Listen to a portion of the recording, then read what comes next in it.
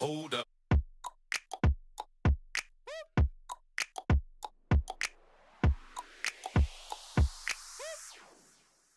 I hope you're having a great day and I hope you're staying safe at home. Today I want to talk about antibiotics. At many stages in our life, some of us have to take antibiotics.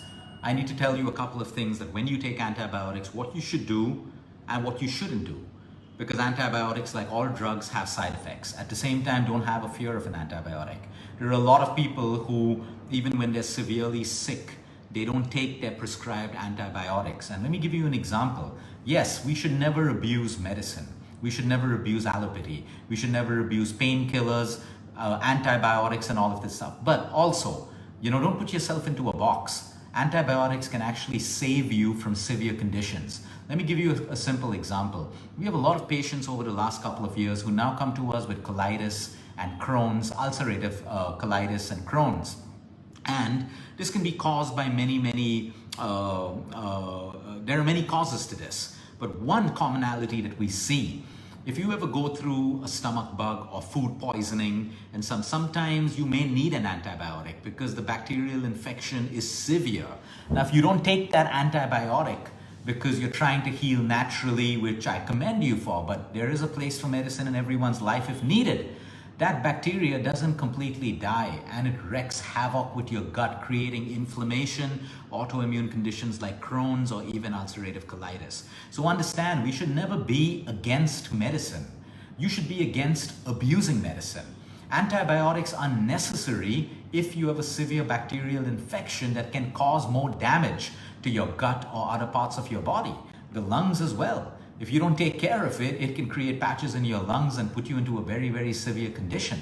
So the whole point is when you need to take it with love, take it with grace, take it with faith, and take it the right way. And I'm going to tell you what the right way to do it. Don't be this person who's so extreme that you resist everything just because you have a strong ideal or you have a strong, extremes that you put yourself into. Yes, it's nice to try to avoid antibiotics through natural remedies, but if you need it, you need it to prevent further damage. So here are some of the rules. I actually wrote them down because the last couple of days I'm seeing a lot of people on antibiotics doing it wrong. And then the antibiotics can actually harm you. So number one, only take antibiotics as prescribed to you. They must be prescribed to you. Do not self-medicate.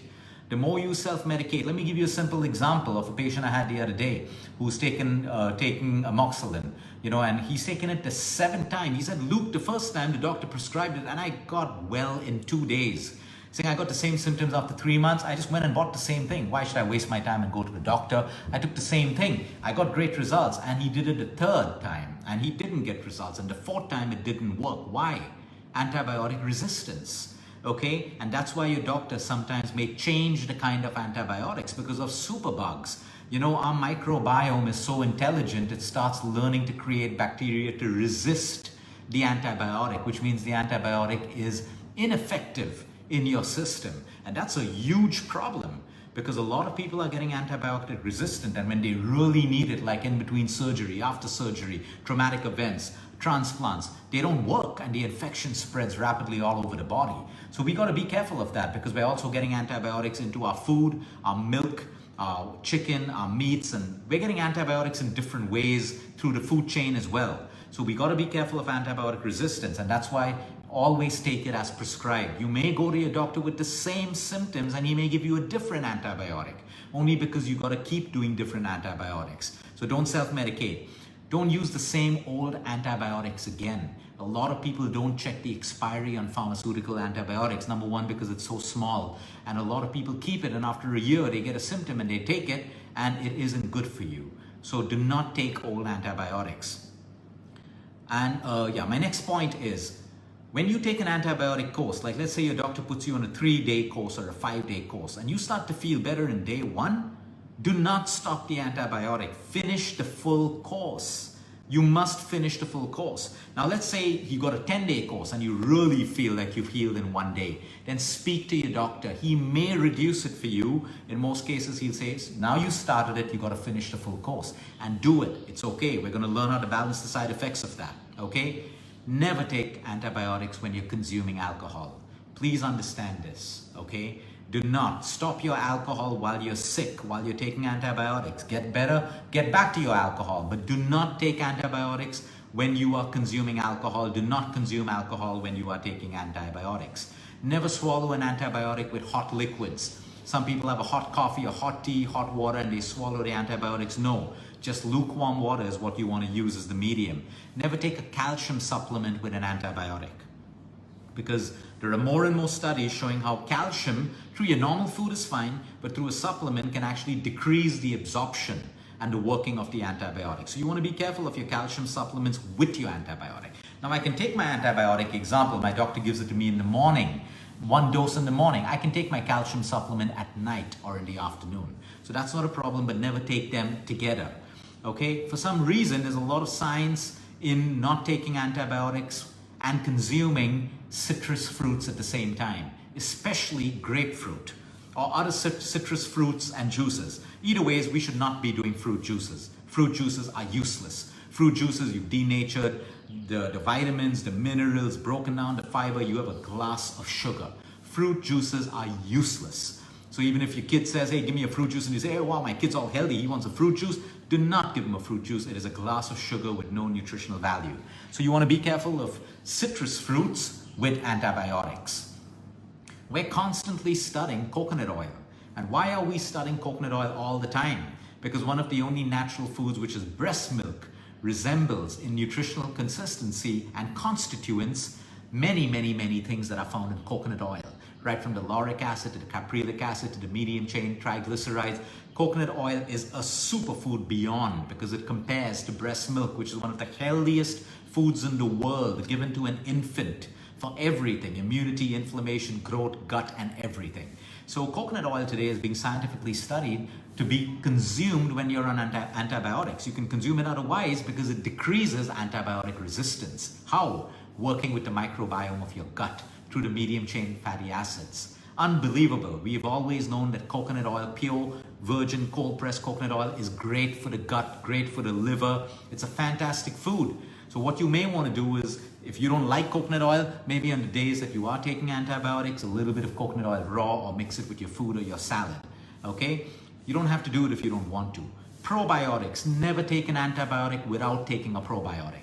Now, a lot of us have natural probiotics. We don't have to take supplement probiotics. We can get it in our yogurts, our kimchis, our sauerkraut, our pickles, our prebiotics in our onions, our garlics, our vegetables, our fruits, all of that stuff. But when you're taking an antibiotic, especially a broad spectrum antibiotic, the very word broad spectrum antibiotic works. It goes into gut, and in a broad manner, it's trying to kill all of the bad bacteria.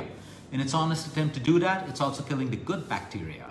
So you got to repopulate the microbiome, so ask your doctor to prescribe a probiotic capsule for you.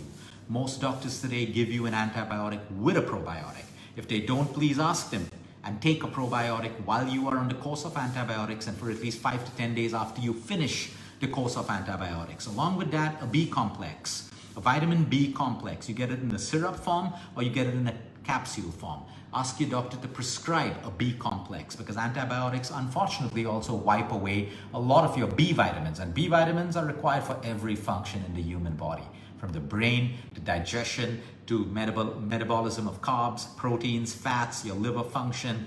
You need B vitamins for everything, including energy and including your microbiome.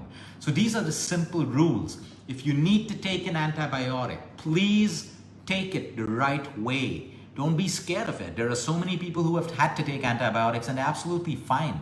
So don't put yourself into a box. And especially if you have to take a medicine, take it with love, take it with faith that it is going to work for you in the best way possible. Or don't take it at all. No medicine or no food will ever work for you if you take it with a negative attitude.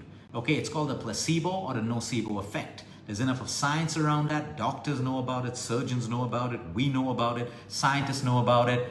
Use the power of a placebo or a nocebo. So today I tell my patients, even going to chemotherapy right now, I just spoke to a patient who's going through chemotherapy. I said, while the chemo is getting into your body, what are you going to do?